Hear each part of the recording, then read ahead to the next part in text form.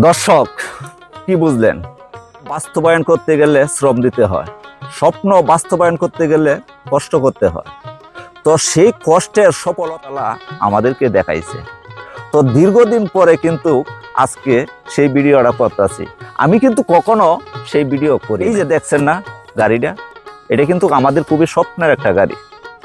কষ্টের বিনিময়ে, অনেক কষ্ট করার পরে, অনেক শ্রম দেওয়ার পরে আমি কিন্তু আল্লাহ তাআলা এই গাড়িটা কেনার তৌফিক দিছে। আমাদেরকে বলতে পারে যে আপনি কি করেন? আমি খেতে খামারে, গৃহস্থী, যা কিছু কর, সব কিছু কিন্তু আল্লাহ তাআলা আমাদের হাতে করাইছে এবং আমরা করতে বাধ্য হয়েছি।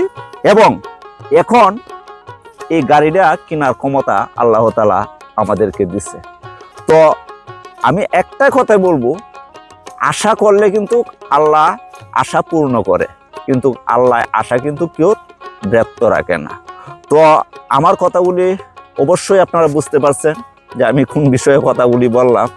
তো সকলকে বলবো যে যাদের মা বাবা আছে তাদেরকে দেখবেন, খেজমত করবেন, ভালো থাকবেন, সুস্থ থাকবেন। আল্লাহ হাফেজ।